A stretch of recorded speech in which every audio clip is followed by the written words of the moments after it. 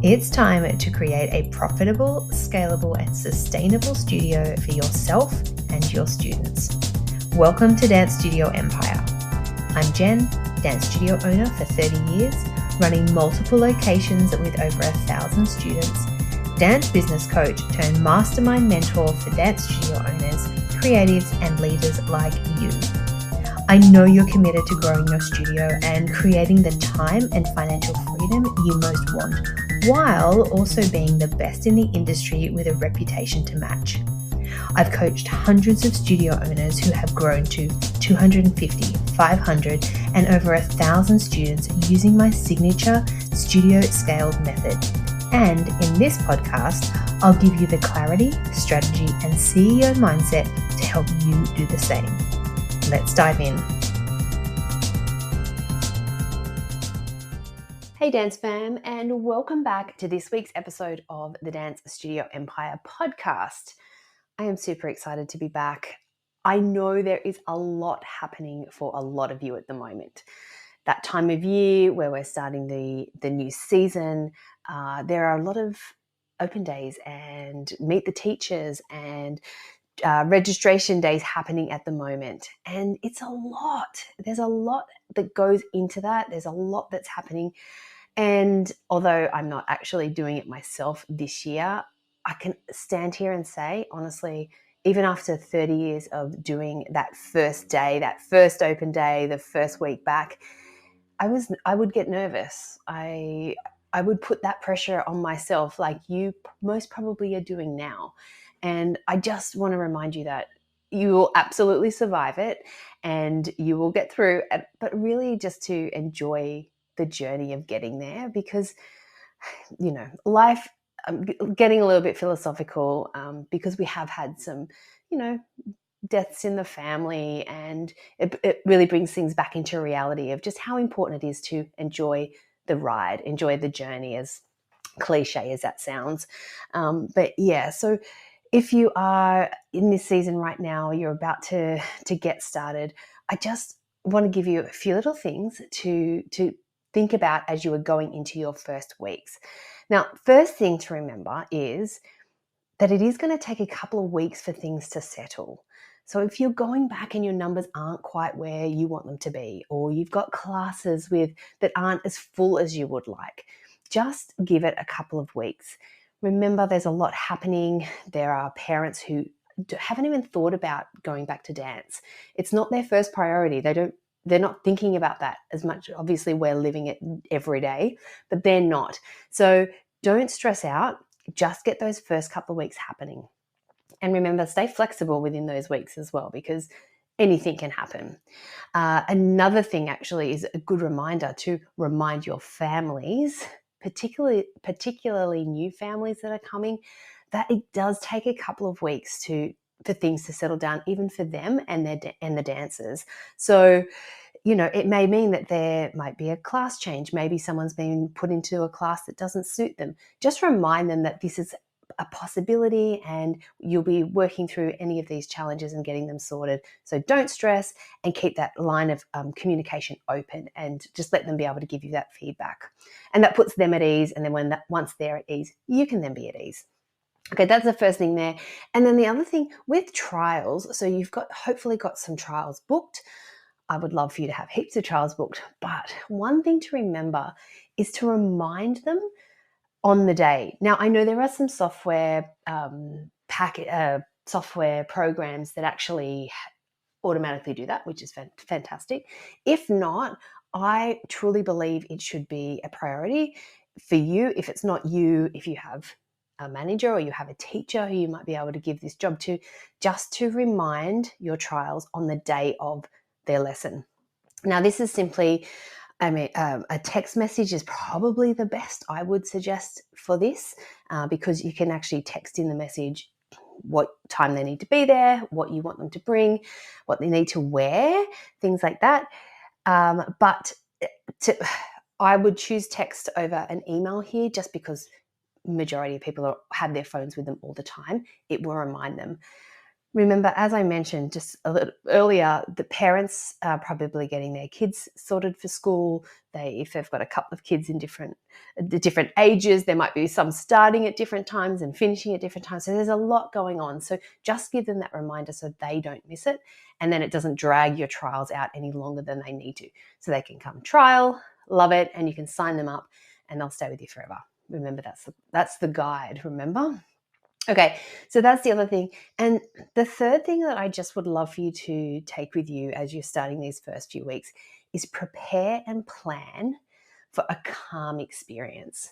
So the more planning and preparation that you put in, it's going to allow for the environment, the situations in studio to be as calm as possible. Always having that backup plan. So whether it's a backup playlist or a backup teachers, in my first couple of weeks back, I would literally have every single staff member at the studio who possibly could be there, because we'd had the senior teachers teaching their classes, their assistant teachers were in, but then there was always extra hands. So if we needed help in reception, fitting kids for uniform, if we needed to, if there was a child who had special needs or a little bit of extra help and support, I had someone that I could throw into a classroom and be with them and settle them. That's all part of the planning that I would go into. And then say the teacher has choreographed a combination and it's way too hard. You want them to be able to very quickly switch and change the choreographies to make it simple, because we want those really quick wins, particularly for those first couple of classes back. And if you've got new kids in the class, you want them to be able to feel like they've achieved something. And sometimes we don't know, so we could literally walk into an age group that we think are going to be able to handle choreo, and maybe they can't.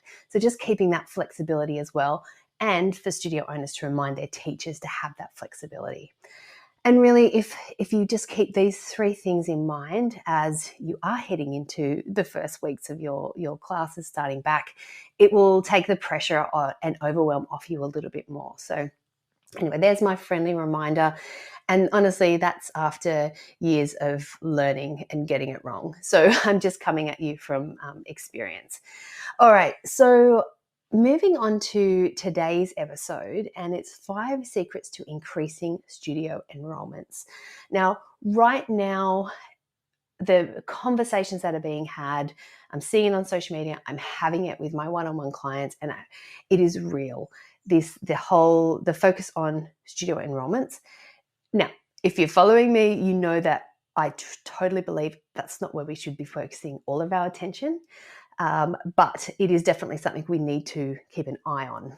And at the moment, with the economy the way it is truly impacting families. And it's definitely creating a shift in the way we're running business. But I can also say that this is quite normal. Like, it's normal as a trend in society to go through these things. And we've done it before, several years ago, and we went into that recession, but we did come through it. And so it's happening again. We will get through it. There will be an end. So if you're, freaking out or panicking at the moment, I don't want you to do that, because it will end. It's how you respond and what you do right now that will get you there and keep you moving faster once we do start to turn that corner.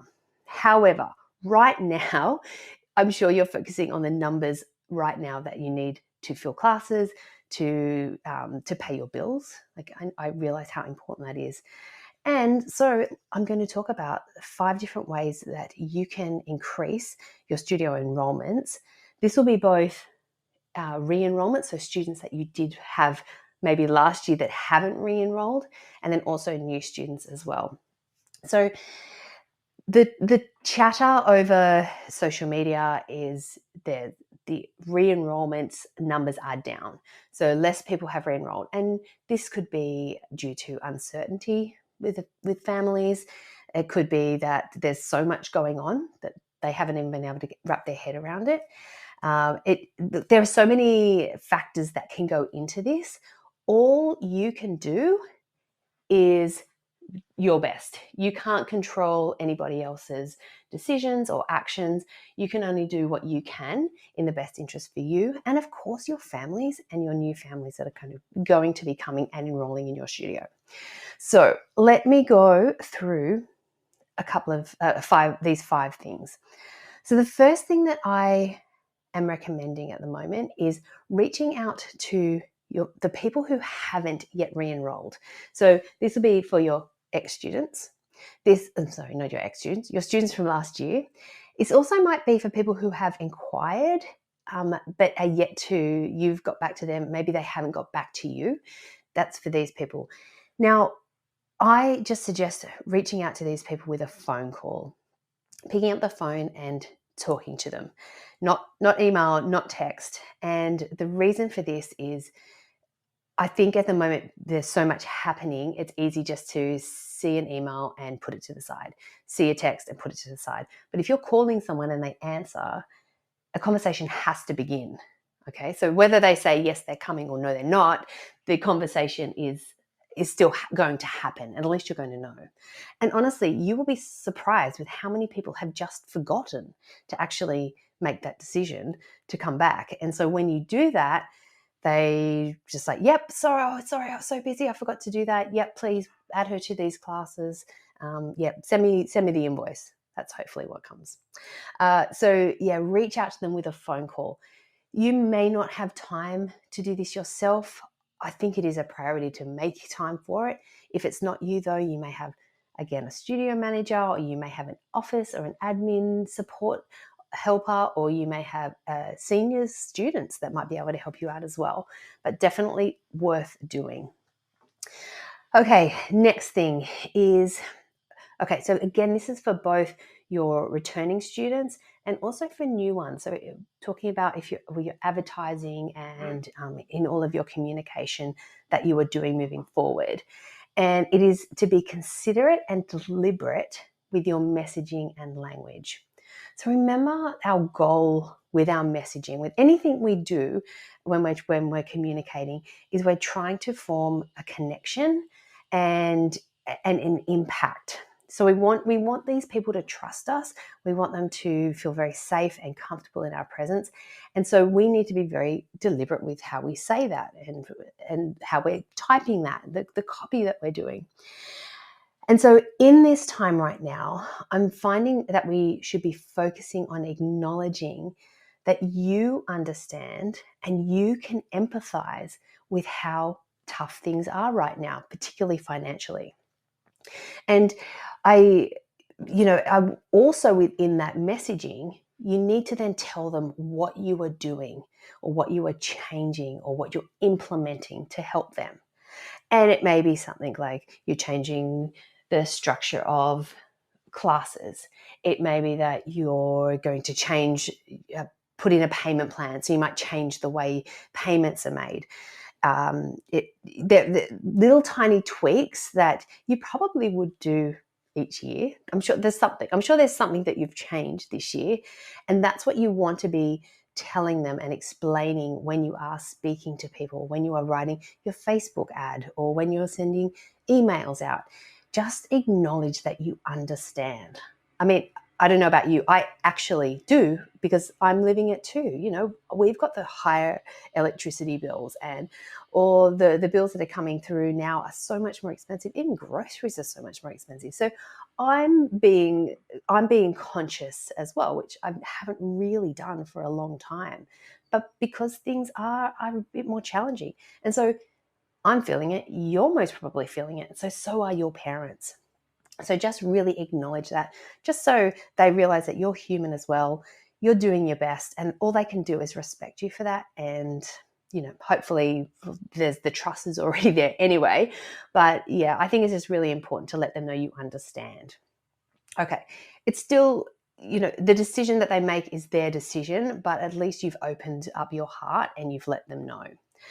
Okay, the third thing that I would do, and again, it's in your communication, is reminding your parents about the benefits that dance brings to their child, and that you're doing everything you can to make it possible because you know about the positive impact it has on their child. And so depending what your studio is, depending your niche that you have, it could be, you know how important it is for your kids to get together with their dance friends because of that community that they have. Or it could be, if you're in a more elite studio, it could be that you know how important it is to keep their technique and their training up so they don't fall back. So just remind them about how important it is. And as a result of that, this is what I'm doing for them. So, extending lessons or offering an extra 30 minutes with no charge. Find something that you can offer them when you remind them of the benefits of dance. And because parents may have to prioritize, or they may say to their child, right, you're currently doing 4 activities, you need to choose 2.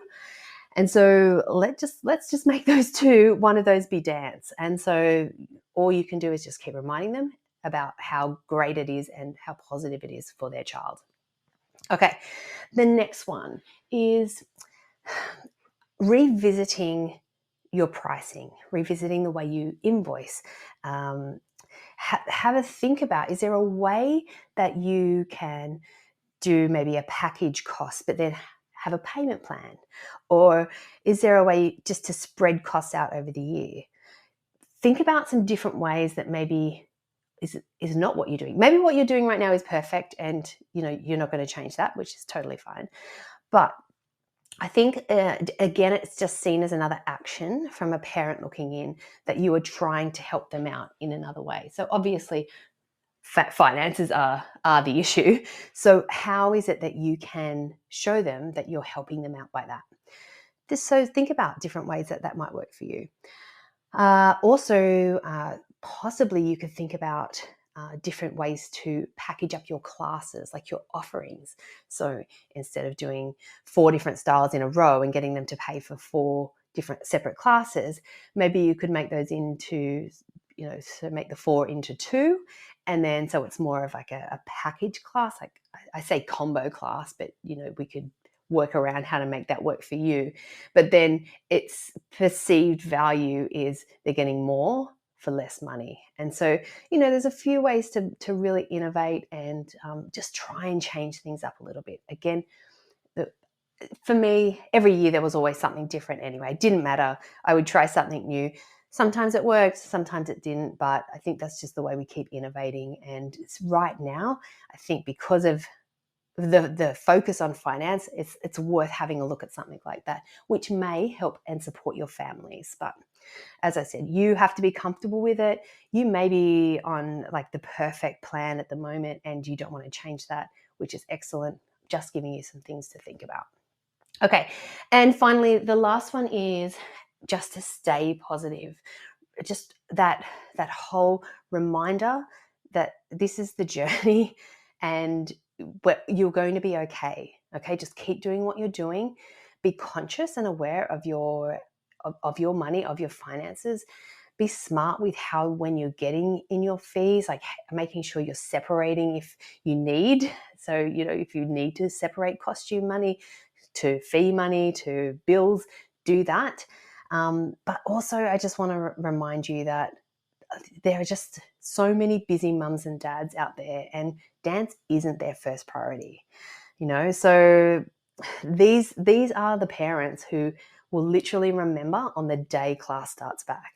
And it could simply be that they've dropped their child to school for the first day. The kid knows that it's a Tuesday and says, have I got dance this afternoon? And mum, if she's anything like me, would be like, oh, yes, that's right. Okay, I'll pack your dance bag. Make sure you do blah, blah, blah, blah, blah, and then rings you on the way home. And so, there are a lot of people out there like that, and it is just the way of the world. Again, let's just stay flexible about that and not get angry about it, and just appreciate that they will remember eventually and they will come back. And again, that just then falls back to, we can never get a true gauge of our numbers until we're in for a couple of weeks. So basically, yes, the economy challenge is real, and most are feeling it. So just know that you're not alone. But the reality is we do need to just persist through it. And it's just a great time for you to refine your systems. It's a great time to build those solid foundations. Use this time, although it's not most probably won't be a massive growth period. It's a good time for just building those foundations, so that when it does swing the other way, which it will happen, your trajectory of growth is going to be a lot faster than the people who aren't doing that right now. And so that's definitely a positive coming out of this time. And I truly know how hard it is, but I really want to encourage you just to stay focused on what your cause is, your mission and your values, the reason why you started doing what you do, and just the impact that you are actually having on your students. You are changing lives. You are improving humans who are going to be going out into this world. So, you should feel proud of yourself that you are doing this and getting through it. But I do appreciate how tricky it is. Okay, so that's it for this episode. Going back quickly, you want to be reaching out to those people who haven't yet enrolled with a phone call, and anyone who may have reached out who haven't got back to you, give them a call. Next thing is just to be very considerate and deliberate with your messaging and your language, okay? Remember, you want to be acknowledging that you understand and can empathize with your families. The next one is reminding them about the benefits of dance and what it brings and does for their child. And then revisiting the pricing structure if that is something that you haven't done for a while or you think could help with encouraging people to come to your studio. And finally, staying positive, because everyone's busy, and I know it's hard for us to understand, but dance mostly isn't going to be their first priority, and that's okay. All right, now I also just want to mention I've actually put together an Enrolment Accelerator and Retention Playbook. Now, this is a 35-page book, and it talks about all the different strategies and ideas that I've used over the years to build my business, which was 30 years of building this, and it's a successful business as well. Now, this is totally free, and I'm just giving it out to studio owners who might want to have a look, read it, implement some of the strategies, try something new. And so, if you would like a copy, probably the best thing is to do, if you send me a DM on Instagram, which is _JenDalton_, and just message the word playbook, or let me know that you want the playbook, and I will send it to you. So as I said, there's a lot of great information in there, strategies, checklists, things that will just get you thinking. And it can all only help. All right, so that is my gift to you. Again, if you want it, just send me a message on Instagram, message me the word playbook, and I will get it to you. All right, everyone, I'm going to leave it there today. I hope you have the most fabulous rest of the week. Anyone starting in the next couple of days, I'm with you, I feel you, and I can't wait to see you on the other side.